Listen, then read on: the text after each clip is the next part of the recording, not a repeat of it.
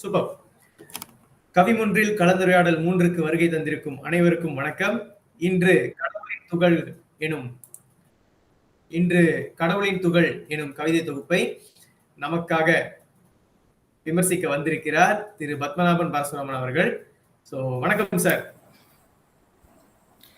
வணக்கம், நன்றி ஐயா. உங்களோட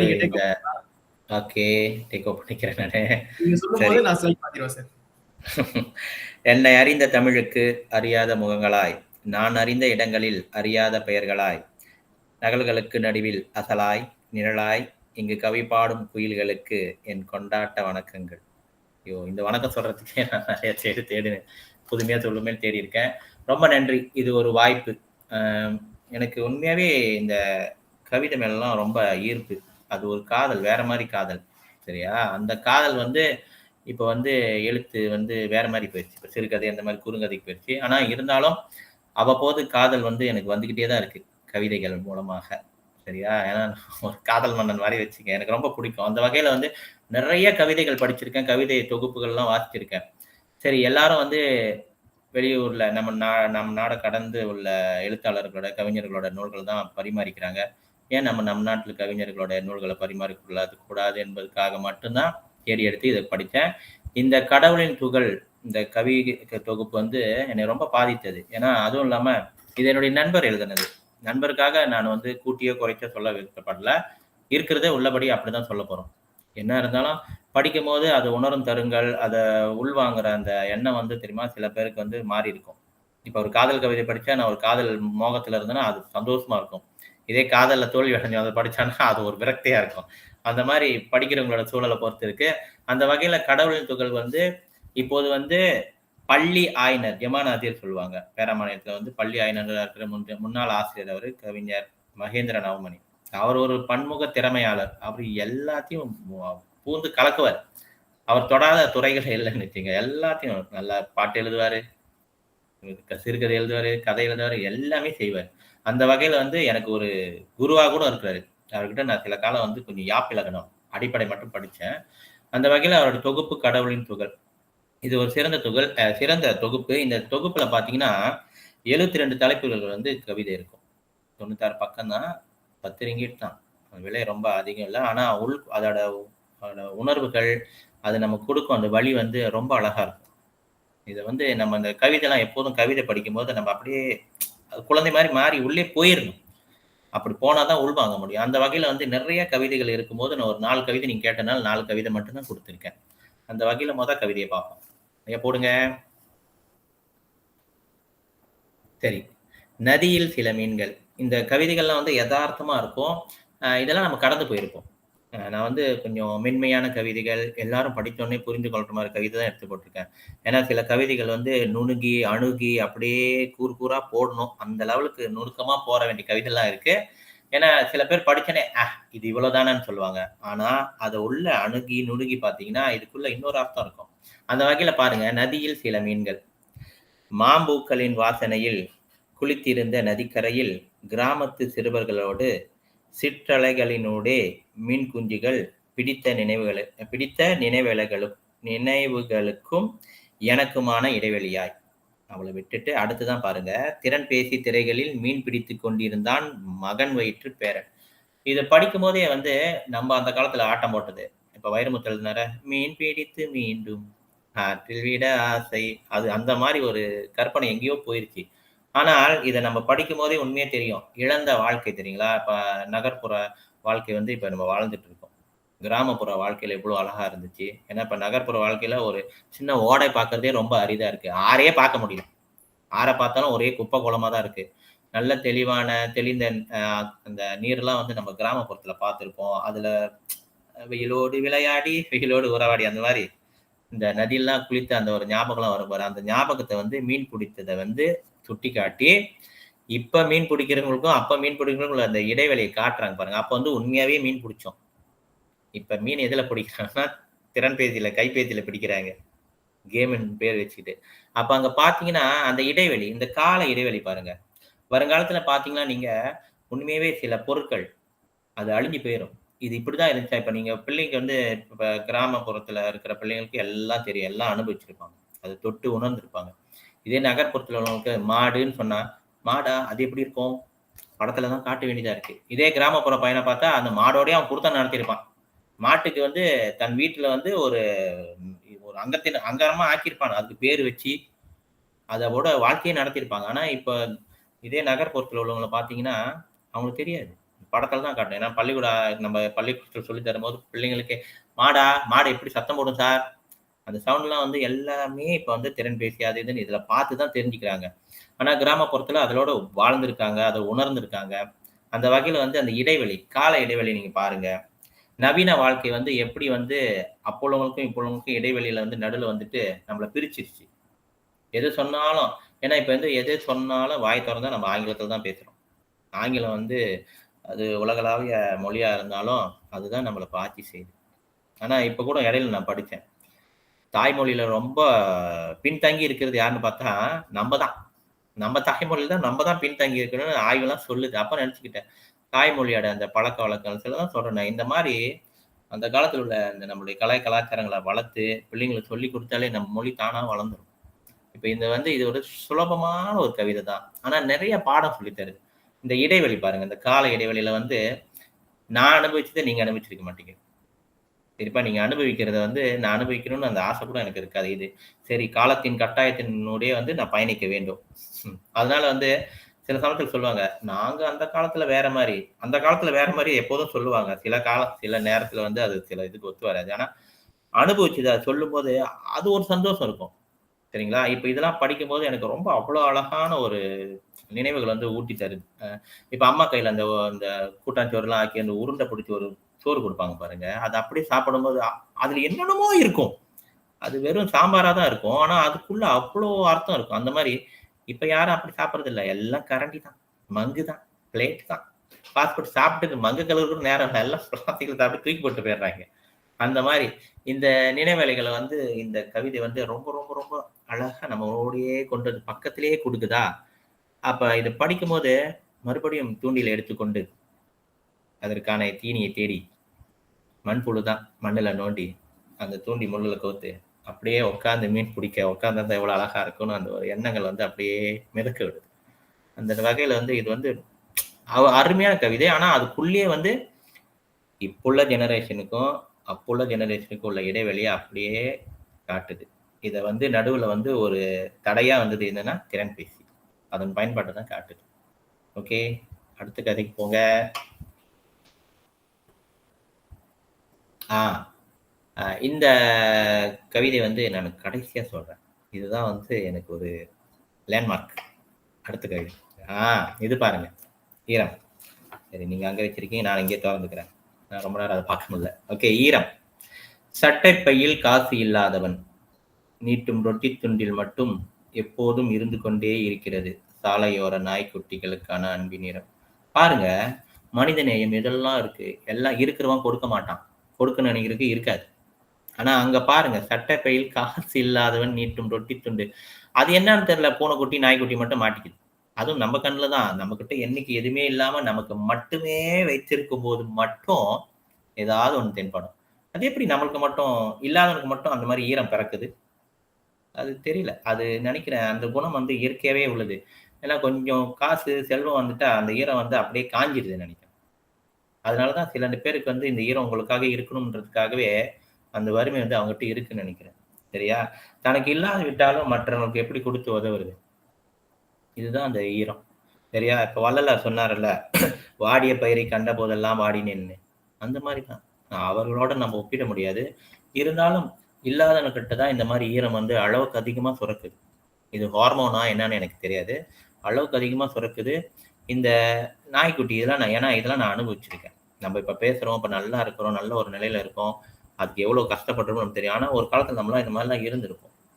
இந்த உப்பசக்கி ரொட்டி, இந்த வட்டமா இருக்க மேரி பிஸ்கட், இதெல்லாம் இந்த பாக்கெட் சட்டைக்குள்ளலாம் வச்சுட்டு போய் பயணிச்சது ஞாபகம்லாம் இருக்கு. அது பாருங்க, காசு இல்லாட்டி இந்த மாரி ரொட்டி துண்டுல வந்து சரி, நான் முழுசா சாப்பிடணும்னு பரவால்ல. அதுல இருக்கிற கொஞ்சமாவது அந்த ஒரு நாய்க்குட்டிக்கு போடணும்னு ஒரு எண்ணம் வருது பாருங்க. ஐயோ! அது அது எனக்கு சொல்ல தெரியல. அந்த ஈரம் வந்து மனிதம் இன்னும் வாழ்றதுன்றதுக்கு இதெல்லாம் ஒரு எடுத்துக்காட்டு. ஏன்னா சில சமயத்துல நான் பேசும்போதே, மனிதம், மாந்தனை எல்லாம் இருக்கா? இல்லையா? ஒரு சில நிகழ்வுகளை வச்சு பேச ஆரம்பிச்சிருவாங்க. ஆனா இந்த மாதிரி கவிதைலாம் நீங்க படிக்கும்போது அதான் சொன்னேன். இந்த மாதிரி கவிதை படிக்கும்போது நமக்குள்ளே ஏதோ ஒரு ஈரம், நமக்குள்ளே கண்ணீர்ல ஏதாவது கண்ணுல அப்படியே சொட்டும். இதனோடயே எனக்கு எனக்கு நான் இந்த புத்தகம் பாருங்க, நான் இது வரைக்கும் படிக்கிற புத்தகத்துல லேசா தான் கோடு போடுவேன். சில புத்தகங்கள் வந்து சரி இப்படி படிச்சோமா அது பக்கம் வைப்பேன். ஆனா இந்த புத்தகத்தை மட்டும் நான் அப்படியே அப்படியே கந்தல் கந்தலா ஆக்கினேன். உள்ளே நிறைய கிறுக்கல்கள் வார்த்தை எழுதின கிறுக்கல்கள்லாம் இதுல தான் இருக்கு. அவர் அதுல கிறுக்குனாரு, நான் இதுல அப்படி எல்லாத்துலயும் கிறுக்கிக்கிட்டே தான் இருக்கேன். ஏன்னா என்னால முடியல. அவரு கொடுத்த ஏடு கூட பத்த மாட்டேங்குது. நினைக்கிறேன் இன்னும் 2, 3 ஏடு இந்த ஆட்டோகிராஃப் போறதுக்கு வைப்பாங்க. அந்த மாதிரி கொடுத்திருந்தாருன்னா நிறைய எழுதிக்கிட்டே இருக்கணும். எனக்கு இடம் பத்த மாட்டேங்குது. இடம் பத்தல. அங்கங்க கிறுக்கிருதுன்னா அப்ப நினைக்கிறேன் கவிதையே மறந்து போயிருக்கும். இல்ல மறக்கி இருக்கும்னு நினைக்கிறேன். அவ்வளவு அழகான ஒரு கவிதை. இந்த ஈரம். இத சாதாரண ஒரு மனிதன் கூட காட்டிடுது. நீ வறுமையில இருக்க, ஆனா உனக்கு இருக்கிற ஈரம் இந்த செல்வ செழிப்போடு இருக்கிற எனக்கு இல்லையே. ஏன்னா சில பேர் வந்து வற்புறுத்தி தான் செய்வாங்க. அங்க வற்புறுத்தல் எதுவுமே இல்லை. சரி எனக்கு கொஞ்சம் இருக்கு, அதில் நீ கொஞ்சம் சாப்பிடு, இருக்கிறதே கொஞ்சம். ஒரு பிடி சோத்தை 10 பேர் சாப்பிடலாம். 10 பேர் சோற ஒரு ஆள் சாப்பிட முடியாதுல்ல. அந்த மாதிரி எனக்கு இருக்கிறதே கொஞ்சம். தனக்கு மிஞ்சின்னு தான் தானம் தர்மம் சொல்றாங்க. எங்கப்பா அதெல்லாம் மிஞ்சி போச்சுப்பா. இது எனக்கு கொஞ்சம் பரவாயில்லப்பா, உனக்கு நான் கொஞ்சம் கொடுக்குறேன்ப்பா. இதுல நீங்க சொல்லுங்க, இருக்கிற ரொட்டி துண்டுல எங்க கொடுக்கறது? ஒரு ஆளுக்கே பத்தாது. இருந்தாலும் அந்த ஒரு மனசு இருக்குல்ல, அந்த மனசை வந்து அவ்வளவு அழகா துல்லியமா படம் கொடுத்து காட்டியிருக்காரு. இதுக்கு வந்து வறுமையோ செல்வ நிலையோ தேவையில்லை. அந்த ஒரு மனசு இருந்தா மட்டும் போதும்.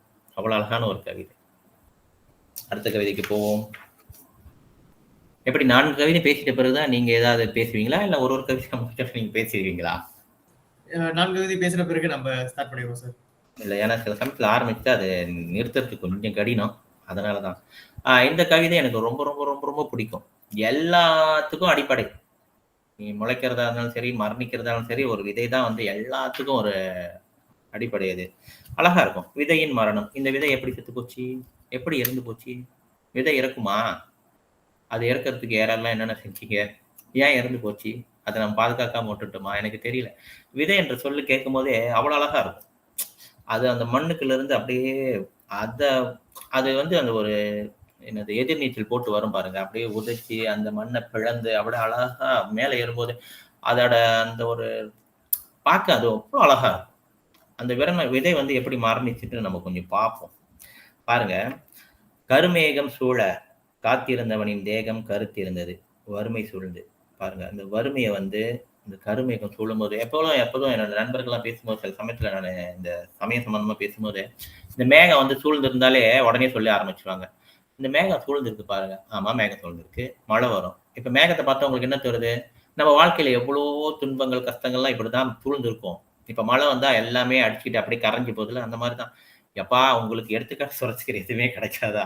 சில சமயத்துல அது வந்து நகைச்சுவையா இருக்கும். ஆனா நிறைய படிப்பினை கொடுத்துட்டு போகும். அந்த வகையில இது பாருங்க, கருமேகம் சூழ காத்திருந்தவனின் தேகம் கருத்திருந்தது, வறுமை சூழ்ந்து. அவ்வளவு வறுமையில வந்து அவருடைய உடல் அமைப்பு, அவர் என்ன வேலை செய்யுது பார்த்தாலே தெரிஞ்சிருக்கும் அவர் என்ன அவர் தொழில இருப்பாருன்னு. சொல்லிட்டு அடுத்து பாருங்க, வறண்ட நிலம். அவன் வியர்வையில் தாகம் தீர்த்து கொண்டது. இந்த நிலத்து கூட கொஞ்சம் கூட ஒரு கருணையே இல்லை பாருங்க. அவனாகிட்டே அந்த பாருங்க, அவனால முடியல. அந்த ஒரு வளர்ச்சியே இல்லாத ஒரு வறுமை நிலை, வறண்ட நிலையில கூட அந்த நிலம் என்ன செய்யுதுன்னா, அவனுடைய வேர்வை துளியில வந்து அது அந்த வறண்ட நிலம் அது ஈரமாக்கிச்சு தன்னை. எவ்வளவு ஒரு சுயநலமான ஒரு நிலம் பாருங்க. பருவமழை அருந்தி மண்ணில் பச்சை விரித்து காற்றோடு கதிராடும் கனவு கலைந்து போனவனை வயல்வெளியில் கண்டெடுத்தனர், கையில் பூச்சிக்கொல்லி குட்டியுடன். எல்லாரும் எப்போதும் இந்த இதெல்லாம் பார்க்கும்போது நிறைய திரைப்படங்கள் வந்திருக்குல்ல. அந்த மாதிரி மாறி மழை பெய்யாதோ மக்க பஞ்சம் தீர, அந்த மாதிரி மழையின் சிறப்பை வந்து அவ்வளவு அழகா வர்ணிச்சிருக்காரு இதுல. இது இப்ப வந்து அவருக்கு வந்து மழை அந்த நீர் தான் தேவைப்படுது. ஆனா அந்த நீரே இல்லையே, வறண்டு போச்சே. ஆனா இந்த வறண்டு இந்த சுரண்டப்பட்ட இந்த சமுதாயம், அதாவது இந்த விவசாயியிடம் மழை நீர் இல்லாத இந்த நிலம் வந்து வேர்வை நீரை வந்து சுரண்டுது பாருங்க.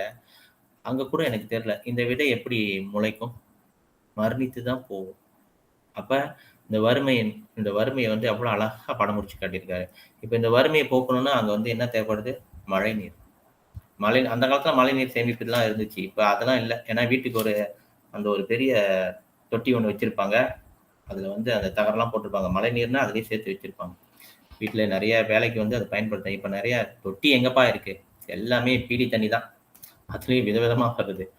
இங்க வந்து ரொம்ப ரொம்ப ரொம்ப ரொம்ப அரிதான விஷயம் வந்து மழை. மழையோட சிறப்பு. மழை வந்தால் எவ்வளவு பேரு மக்கள் பஞ்சம் தீரும். மழை வரலாம் என்ன ஆகுது? மரணிக்கிறது பாருங்க. பூச்சிக்கொல்லி புட்டியோட.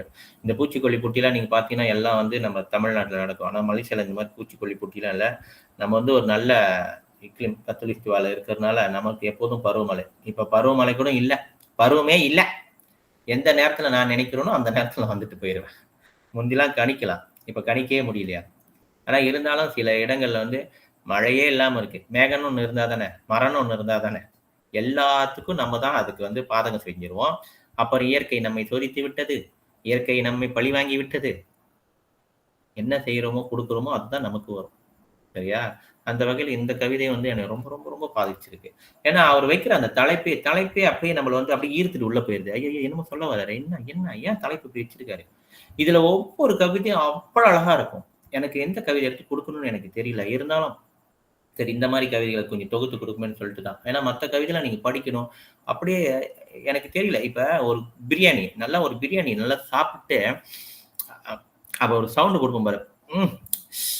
அந்த டேஸ்ட்டுக்கு யாராலயும் விளக்கம் எழுத முடியாது. அந்த டேஸ்ட்டுக்கு யாராலயும் விளக்க முடியாது. அத உள்ளுணர்ந்து அனுபவிச்சா மட்டும் தான் அத அத அத சொல்ல முடியும். அந்த மாரி இந்த கவிதையில நீங்க படிச்சீங்கன்னா, அதனோடயே படுத்திக்குவீங்க. நான் அடிக்கடி இங்க வேலை செஞ்சுட்டு இருக்கும்போது ஏதாவது கவிதை புக் எடுத்தா, அந்த கவிதை புக் எடுத்து தான் உடனுக்குடனே ஏதாவது படிச்சுக்கலாம். இது என்ன சொன்னாரு, ஏதாவது சொன்னாரு தேடிக்குவேன் அப்படியே. அது படிச்சு திருப்பி விளங்கியிருந்தாலும், நான் திருப்பி படிக்கும்போது வேற அர்த்தம் எனக்கு வரும்.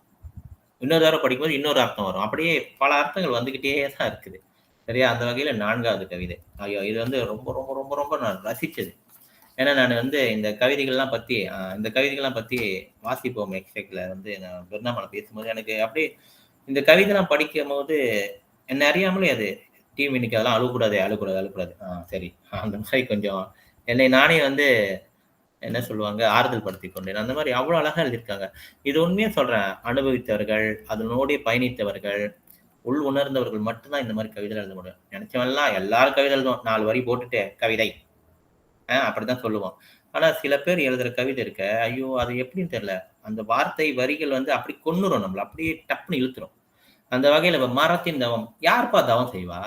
மரம் எங்கப்பா தவம் செய்யுது? தவம்னா என்னப்பா? நம்மளுக்கு தெரிஞ்சதெல்லாம் என்னது? நம்ம சாமி கும்பிடுவோம். வீட்ல சாமி கும்பிடும்போது என்ன சொல்லிருவாங்க? அப்ப படிக்கும்போது, ஆ நம்ம வழிபாடு எப்படி இருக்கு? 2 வகையா இருக்கு. தாய் வழி ஒண்ணு இருக்கு, தந்தை வழி ஒண்ணு இருக்கு. தாய் வழினா பூஜை புனஸ்காரம் வீட்ல மணி அடிச்சு கோயில்ல சாமி கும்பிடுவோம் அந்த மாரி. தந்தை வழினா ரொம்ப கடுமையா தவம் செய்யணும்னு. அப்ப இந்த மரம் எந்த வழி வந்துருச்சு? தந்தை வழி வந்துருச்சோ? மரம் என்ன தவம் செஞ்சுச்சுன்னு எனக்கு தெரியல. ஆனா அத செஞ்ச தவத்த படிக்கும்போது நம்ம மனிதனா ஏன் பொறந்தோம்னு வந்து யோசிக்க தோணுது. சரியா? அந்த வகையில பாருங்க, பெருவனத்தில் தனித்து நின்ற மரம் ஒன்று. பெருவனத்தில் பாருங்க எவ்வளவு பெரிய காட்டுல தனித்து நின்ற மரம் ஒன்று. ஏன்னா சில சமயத்துல அந்த காட்டுல பார்த்தீங்கன்னா, சில மரங்கள் வந்து அதோடைய வயது, அந்த வயது மூப்பு காரணமா பார்த்தீங்கன்னா, தனிச்சா ரொம்ப பெருசா அழகா அப்படியே இருக்கும். தனியா, தனிக்காட்டு ராஜா மாரி இருக்கும். தனித்து நின்ற மரம் ஒன்று, இலைகள் துளிர்த்தபடி இலைகள் துளிர்த்தபடி கிளைகள் நீட்டி இலையெல்லாம் துளிர்த்து கைய நீட்டுதப்பா. கைய நீட்டி கிளைகளை நீட்டி அழைத்தபடி பாருங்க. அது கிளைய நீட்டுறது கைய அணைத்து கூப்பிடுது. வாங்க, வாங்க, வாருங்கள்ன்னு கூப்பிடுது. உயிர் பூத்து நிற்கிறது எப்போதாவது வந்தமரும் பறவைகளுக்காக. பாருப்பா, எப்பயாவது ஒரு தாயப்பா வரப்போகுது பறவை. அன்னாடிக்கு வந்து உட்கார்ந்து போறலப்பா. ஆனா இருந்தாலும் நீ உனக்காக நான் என்னை தயார்படுத்தி வைத்துக் கொள்கிறேன். சரியா? ஒரு மரம் வைரமுத்து சொல்றாரு, மரம் நமக்கு அண்ணனு. அந்த மாரி ஒரு மரம் அண்ணன் வந்து இந்த மாரி ஒரு தவம் செஞ்சு, இந்த மாரி ஒரு தன்னை வந்து அர்ப்பணித்துக் கொள்கிறார். நான் நாளைக்கு இருப்பனோ இல்லையோ, இருக்கிற வரைக்கும் என்னுடைய கிளைகள்ல வந்து நீங்கள் வந்து உட்காருங்க. இளைப்பாறுங்கள், கூடு கட்டுங்கள். சரியா? குடிகொள்ளுங்கள், இங்கே இருங்க. நான் இருக்கிற வரைக்கும் சந்தோஷமா இருங்கன்னு சொல்லிட்டு, அதை தன்னை வந்து அப்படியே வந்து ஒப்பு குடுத்துருது. பறவைகளுக்காக குடுத்துருது. ஆனா நம்ப எல்லாம் அறிந்தவர்கள், எல்லாம் தெரிந்தவர்கள், முற்றும் தெரிந்தவர்கள். நம்மளோட பயன் என்னன்னு எனக்கு தெரியல. என்னென்னலாம் செய்யக்கூடாதோ எல்லாத்தையும் உள்ளடக்கி தான் நம்ப இருப்போம். ஆனா அந்த மரம் பாருங்க, ஒண்ணும் நம்ம நினைப்போம் மரத்தால ஒரு பயனுமே இல்ல. மரத்தால இருக்கிற பயன் மனிதனிடத்தில் இல்லையே! அது செய்த தவம் பாருங்க. அந்த தவம் பலிக்கிறதுக்காக வந்து அந்த குருவிலாம் அங்க உட்காரும்போது அது செய்த தவம். நீ செய்த தவம் பலித்ததுவே! அந்த மாரி. ஆனா நம்ப தவம், எந்த தவமும் செஞ்ச மாரி எனக்கு தெரியல. இதெல்லாம் அவர் எப்படி உணர்ந்து எப்படிலாம் அழகான அந்த தலைப்பு பாருங்க, மரத்தின் தவம். இந்த தலைப்பை படிக்கும்போது என்ன வச்சிருக்காரு உள்ள அப்படின்னு போனா ரொம்ப, ஏன்னா சில கவிதைகள் ரொம்ப நீளமா இருக்கும். அத நீளமா இருக்கும்போது அப்ப நம்ம அதோட த்ரோட் அப்படியே விட்டுருவோம் சில சமயத்துல அதோட தொடர்ச்சிய. இது ஒரு 6, 7 வரி தான் இருக்குது. ஆனா வரிக்கு வரி நமக்கு அப்படியே இது சொல்லிக்கிட்டே போகுது அர்த்தம். அது படிக்கும்போதே சின்னங்கா விளங்கிரும். ஆனா வந்து அது குடுக்குற அந்த இம்பேக்ட் சொல்லுவாங்க. அந்த ஒரு அ தாக்கம். அது ரொம்ப பெருசு. எனக்கு நான் எப்போதும் வந்து கதையோ இந்த மாரிலாம் எழுதும்போது எனக்கு இயற்கை பத்தி எழுத ரொம்ப பிடிக்கும். அதுவும் மரத்த பத்தி எழுதுனா எனக்கு ரொம்ப, ரொம்ப, ரொம்ப பிடிக்கும். ஏன்னா மரத்தோட அந்த பட்டைய வச்சு அதோட வயத கணக்கு பண்ணி சொல்லிருவாங்க. எனக்கு மரத்த பத்தி எழுதுறதோ, மரத்துக்கிட்ட பேசுறதோ எனக்கு ரொம்ப பிடிக்கும். இதனாலேயே நான் பள்ளிக்கூடத்துல நெறைய மரம் நட்டு வச்சிருக்கேன். அதுவும் பிள்ளைங்கட்ட சொல்லி, "டேய் தயவு செய்து மரம் நடுங்கடா. நீ இல்லாம போனாலும் பிரச்சனை இல்ல." இப்போ இவர் சொல்லுவார்ல நம்ம தேவர் மகன்ல, "விதை நான் போட்டது. நாளைக்கு உன் மகன் சாப்பிடுவான் பழத்த, அவன் மகன் சாப்பிடுவான்." அப்படி பாருங்க. நான் இல்லாவிட்டாலும் பரவால்ல. விதை நான் போட்டது. இந்த மரமும் அப்படித்தான். சரிங்களா?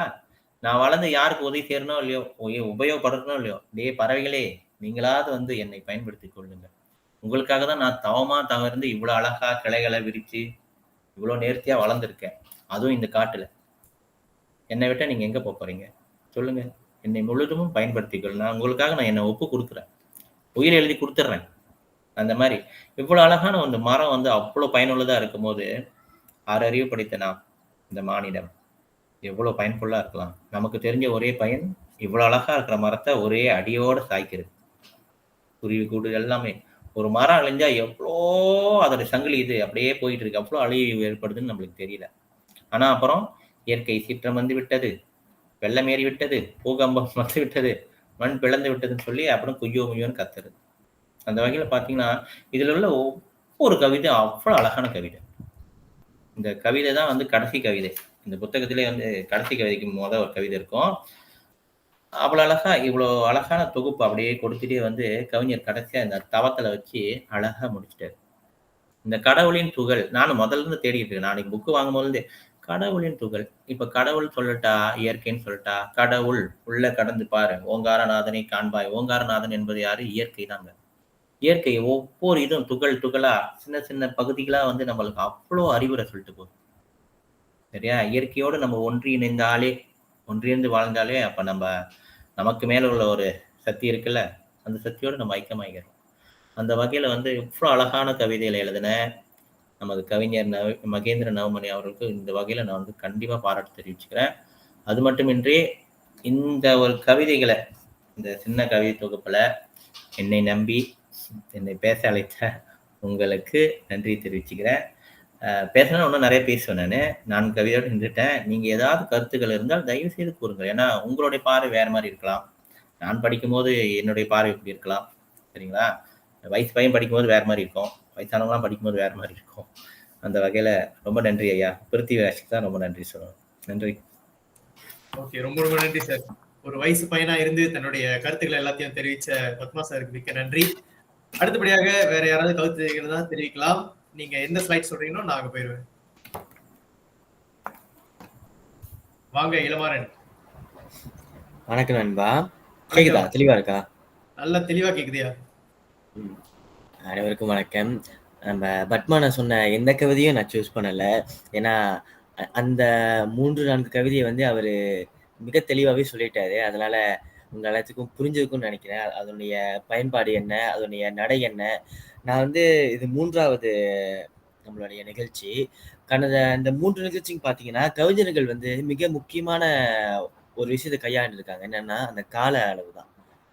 வயலும் அந்த கால அளவு வந்து மிக நுணுக்கமா கையாண்டிருக்காரு. வைரமுத்தும் அந்த கால அளவு மிக நுணுக்கமா கையாண்டிருக்காரு. நம்மளுடைய மகேன் அண்ணனும் அந்த கால அளவை மிக நுணுக்கமா கையாண்டிருக்காரு. ஒருவேளை இதுதான் ஒவ்வொரு கவிஞர்களுக்கும் தேவைப்படைய ஒரு விஷயமா கூட இருக்கலாம். அது தெரியல. அது போக போக அடுத்தடுத்து வர நிகழ்ச்சியில அது தெளிவடையும்னு நெனைக்கிறேன். ஒரு கூற்று இருக்கு. விமர்சன கூற்று. அதனோட நான் ஆரம்பிக்கிறேன். என்னன்னா, கவிதை சொல்வதில் இந்த முக்கியத்துவத்தை காண முடியாது. ஏனெனில், அந்த விஷயத்தில் இது ஒரு கவிதை என்பது ஒரு பணி நீக்கமாக இருக்கும். கவிதை எது என்பதில்தான் முக்கியத்துவம் உள்ளது. ஒரு கவிதையாக அதன் இருப்பு முதன்மையானது. ஒரு தொழில்நுட்ப விஷயம் எல்லா உண்மைகளையும் போலவே ஒரு இயந்திர கட்டமைப்பை அங்கீகரிப்பதை கட்டாயப்படுத்துகிறது. அதன் சொந்த இயக்கவியலின் தொழில்நுட்ப தேவைகளுக்கு மதிப்பளிக்காத ஒரு கவிதை, நீங்கள் விரும்பும் எதையும் அதன் மீது அல்லது அர்த்தத்தின் வழியில் வரைந்திருக்கலாம். ஆனால் அது மெழுகு அல்லது வைக்கோலால் செய்யப்பட்ட மனிதனைப் போல காலியாக இருக்கும். எளிமையான கவிதை நடை என்பது நேர்மையின் அறிகுறியாக மதிக்கப்படுகிறது. வில்லியம் கார்லஸ் வந்து இதுல சொல்லப்பட்டிருக்காரு. இந்த ஒரு கூற்றாக தான் நான் வந்து கடவுளின் துகள் கவிதையும் நம்ம மகேனனோட மற்ற தொகுப்பா வெளிவராத மற்ற கவிதைகளையும் நான் அப்படிதான் பார்க்கிறேன். ஏன்னா நம்ம பத்மன் சொன்ன மாதிரி அவருக்கு நண்பரா இருந்தாலும் எனக்கு ஒரு அண்ணனா ஒரு ஆசிரியரா தான் எனக்கு இருந்துக்கு. ஏன்னா நானு பத்மான மகேனெல்லாம் ஒரே இடத்துல உள்ளவங்கனால ஆரம்ப காலகட்டத்தில இருந்து நாங்க ஒன்றா பயணித்ததுனால அவரோட எழுத்து நடை எனக்கு தெரியும். அதே மாதிரி பத்மனோட எழுத்து நடை எனக்கு தெரியும். அந்த ஒரு உரிமையோட தான் சொல்றேன். மகேனனோட எழுத்து நடை வந்து மிக எளிமையா தான் இருக்கும். அது மாதிரி தான் இந்த கடவுளின் துகள் தொகுப்பும். இந்த புத்தகத்தை முதல்ல நான் வாசிக்கிறப்ப எந்த ஒரு அடிப்படையில் வாசிச்சுன்னா அந்த தலைப்பு பார்த்தேன்னா ஒருவேளை காதல் கவிதைகளாக இருக்கக்கூடும் அப்படின்னு நினைச்சிருக்கேன். ஏன்னா அண்ணன் வந்து மிக சிறந்த காதல் கவிஞர். அவர் கவிதைகள் நல்லா இருக்கும், காதல் கவிதைகள். அந்த ஒரு நோக்கத்தோட தான் அந்த கவிதை தொகுப்பை தொட்டேன். ஆனா எல்லா 72 கவிதைகளும் வந்து நான் படிச்ச பிறகு ஒண்ணு தோணுச்சு. காதல் இருக்குதான். ஆனா அந்த காதல் வந்து ஒரு காதலி மீதோ அல்லது ஒரு காதலன் மீதோ இல்ல. இயற்கையின் மீது, அந்த வாழ்க்கை மீது தான் அந்த முழு கவிதை தொகுப்பும் இருக்கு. ஒவ்வொரு கவிதையோட அந்த தலைப்பு இருக்குல்ல, அந்த தலைப்பே நம்ம கடந்து வந்த பாதைகளை, நம்ம கடந்த வாழ்க்கையை வந்து ஒப்பிட்டு பார்க்க முடியும். அது இந்த வயசுக்கு நான் சொல்ற வயசுக்கு அது அனுபவமா எனக்கு தெரியல. ஆனா இந்த ஒரு விஷயத்த வந்து நம்ம பத்மனால ஒப்பிட்டு பார்க்க முடியும்னு நினைக்கிறேன். ஏன்னா ஏறக்குறைய நம்ம மகன் கவிஞர் கடந்து வந்ததாகவையும் பத்மனை கடந்து வந்ததாகவே ஏறக்குறைய ஒரே மாரி இருக்கனால அந்த கால ஓட்டம் இருக்குல்ல, அந்த கால ஓட்டத்தை வந்து நம்மளுடைய வயது மூத்தவர்கள் வந்து ஒப்பிட்டு பார்க்க முடியும்னு நினைக்கிறேன். நம்மளும் ஏறக்குறைய ஒப்பிட்டு பார்க்க முடியும். ஆனா அது முழுமையா பார்க்க முடியுமா என்பது எனக்கு ஒரு சந்தேகம். ஏன்னா என்னால முழுமையா பார்க்க முடியல. ஏன்னா நான் வளர்ந்த அந்த சூழல் வேற, நம்முடைய மூத்தவர்கள் அதாவது இந்த 30 அகவைக்கு மேற்பட்டவர்கள் அந்த சூழல் வேற மாதிரி இருக்கும்னு நான் நினைக்கிறேன். அதனால ஒவ்வொரு கவிதைகள் வந்து மிக எளிமையா இருக்கும். ஒண்ணு இருக்கு இலக்கிய நடை கவிதை, அதுவும் இருக்கு. ஒண்ணு வந்து சாமானிய மக்கள் படிக்கும் அளவுக்கு கவிதைகளும் இருக்கு. இத 2 விஷயத்தையும் வந்து நம்ம கவிஞர் வந்து கை தேர்ந்து சொல்ல முடியும். ஏன்னா அவரால் வந்து மரபு கவிதையும் எழுத முடியும், புது கவிதையும் எழுத முடியும். இது மரபு கவிதை பார்த்தீங்கன்னா இலக்கிய நடையில இருக்கும், புது கவிதை பார்த்தீங்கன்னா எளிமையான நடையில இருக்கும். அதான் அண்ணன் சொல்லியிருந்தாரு, நம்ம கவிஞர் வந்து எல்லா ரவுண்ட்லயும் களை கட்டுவாரு அப்படின்னு. அது உண்மைதான். ஒரு சில இந்த கவிதை தொகுப்புல வந்து ஒரு சில வரிகள் வந்து எனக்கு பிடித்தமான வரிகள் இருக்கு. அதை மட்டும் நான் குறிப்பிட்டிருக்கிறேன். என்னன்னா, அவை பூக்க மறந்ததை பற்றிய கவலைகளை விட்டு விடுங்கள், அதற்காகவே காத்திருக்கின்றன என் கவிதை ஏடுகள்.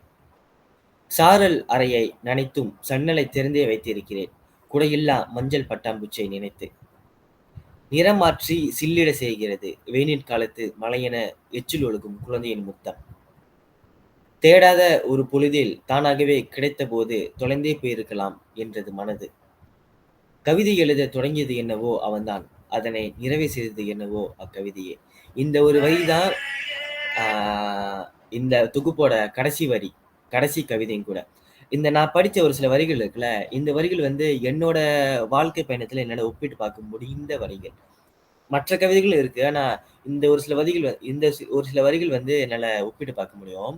அடுத்து வந்து ஒரு முக்கியமான கவிதை, இந்த தொகுப்பிலே மிக முக்கியமான கவிதையா நான் பார்க்கிறது வந்து, நடைபாதையில் கடைவிரித்து வெயிலில் நனைத்திருக்கும் கிழவியின் கொய்யாப்பழங்களை என்றேனும் வாங்காமல் மறுத்தலில் நம் சில்லறைகளில் ஒட்டியிருக்கும் அவளுக்கான கடவுளின் துகள். இந்த கவிதை படிச்ச பிறகுதான் எதற்காக இந்த தொகுப்புக்கு கடவுளின் துகள் வச்சிருக்காருன்னு எனக்கு தெரிஞ்சது. ஏன்னா இது ஒரு எளிமையான கவிதை. இதுல வந்து ஒரு ஏக்கம் இருக்கு. இந்த கவிதையில ஒரு தேடல் ஒண்ணு இருக்கும். கடந்த வந்த பாதைகள்ல, பள்ளி பருவத்துல நம்ம படிக்கும்போது இருக்குமோ அதுல, அண்ணன் படிக்கும்போது இருந்திருக்கும். பத்மான மகிழன் அந்த காலகட்டத்தில் இருந்திருக்க வாய்ப்பு இருக்கு. அந்த ஒரு தேடல், அந்த ஒரு விட்டு வந்தவை பல ஞாபகங்கள் இருக்குல்ல, எளிமையான சொற்கள் பயன்படுத்தி எழுத முடியும் என்பது நம்ம மகிழன் மிக ஒவ்வொரு கவிதையும் சொல்லிக்கிட்டு இருப்பாரு. இந்த கவிதைகள் தவிர்த்து மற்ற கவிதைகள் இருக்கு. எனக்கு மிக முக்கியமான நான் பார்க்க வேண்டிய கவிதைகள் வந்து இந்த தொகுப்பில் இல்லாத கவிதைகள் 3 கவிதைகள் நான் குறிப்பிட விரும்புகிறேன். என்னன்னா, அடங்க மறுக்கிறது. மெல்லிய கோடுகளை வரைந்து கொண்டேன். சிறியதும் பெரியதுமாய் வடிவங்களை நிரப்புகின்றேன். உயிர் ரேகை தரித்த இலைகள், நறுநிழல் விரிக்கும் விருட்சங்கள், பச்சைகள் இழைத்த கூடுகள், வெண்தாள் கருக்கொண்டது. குவிய மகளாத சிரத்தையுடன் வண்ணங்களை குலைத்து பசுமையை காகிதம் நெடுக வலிய விடுகின்றேன். பாருங்களேன், எவ்வளவு முயன்றும் காகிதத்தில் அடங்க மறுக்கிறது மாடனும் தொலைத்த பெருவனம். அடுத்த கவிதை. கூடடையும் பறவையாய். யாத்திரிகரின் பயணத்தை ஒத்திருக்கிறது உன் மௌனத்தின் நீளம். வீணை மேவும் விரல்களின் நுட்பத்துடன் நெய்யப்பட்ட என் சொற்கள் திசையற்று சிறகொடிக்கின்றன. தப்பி பிழைக்க 1-2 சொற்களில் முன்பொரு நாள் நம்மை சேர்த்த ஒரு காதலின் வெப்பத்தை பத்திரப்படுத்துகிறேன். உயிர் மீண்டு நிறம் கொண்டு அவை உன்னிடமே மீள்கின்றன. கூடடையும் பறவையாய். அடுத்து, ஏந்தலில் இரவு. மின்வெளி அளாவலில் கையோடு ஒட்டியிருந்தது உலகம். ஏக்கத்துடன் அறையின் சாளரத்தை எட்டி பார்த்தது. யாருமற்ற வானம்.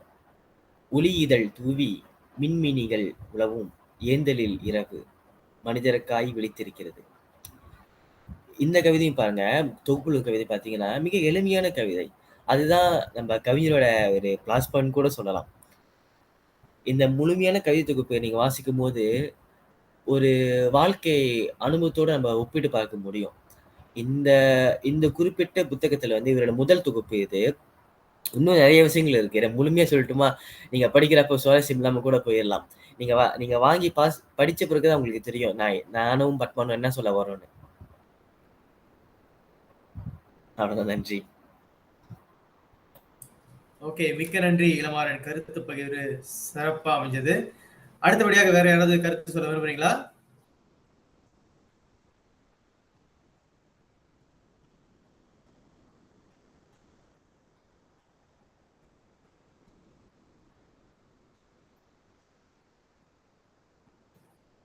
சரி, ஓகே. கருத்து பகிர்வு இல்லைன்னு நினைக்கிறேன். யாருக்காவது ஏதாவது கேள்விகள் இருக்குதா?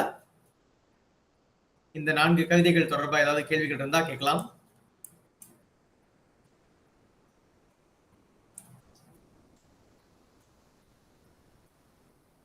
சரி, இல்ல அப்படின்னா இந்த பத்மநாபன் சார் தேர்ந்தெடுத்த 4 கவிதைகளுள் என்னுடைய விருப்பம் வந்து எனக்கு ரொம்ப விருப்பமான கவிதை வந்து இந்த நதியின் சில மீன்கள். காரணம் வந்து இளமாறன் சொல்லியிருந்தாரு, அது அது முற்றிலும் உண்மை. வெயில் சாரோட கவிதை முதல் கலந்துரையாடல கலந்துக்கிட்டவங்களுக்கு தெரியும்.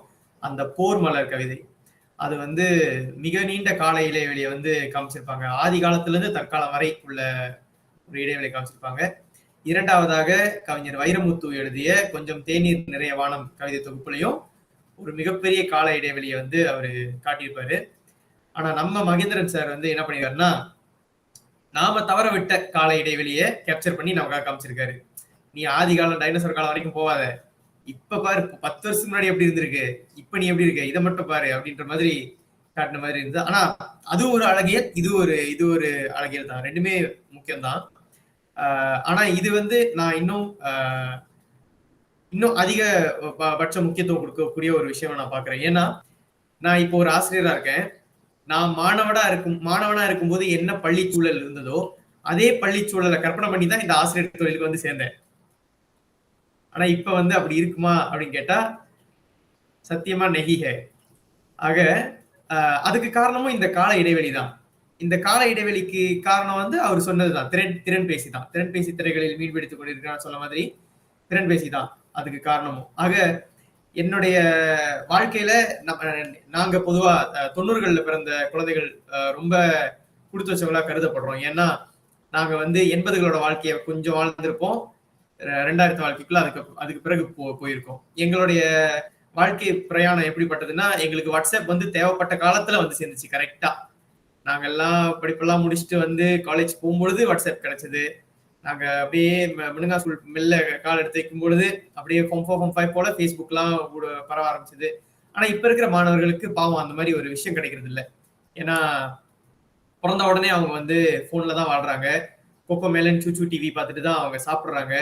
ஸோ அந்த திறன் பேசி திரைகளில் மீன் பிடித்துக் கொண்டிருந்தாங்கிறது அப்படியே இந்த காலத்தை பட்டம் பிடிச்சி காட்டியிருக்கிற மாதிரி இருந்தது. அதனால எனக்கு இந்த கவிதை மிகவும் விருப்பமானது என்பதை சொல்லிக்கொண்டு அடுத்த கவிமொன்றில் கலந்துரையாடல் 4 உங்கள் அனைவரையும் மீண்டும் சந்திக்கும் வரை உங்களிடமிருந்து விடை பெற்றுக் கொள்வது பிருத்திவிராஜு மருதமுத்து. அனைவருக்கும் நன்றி. நன்றி.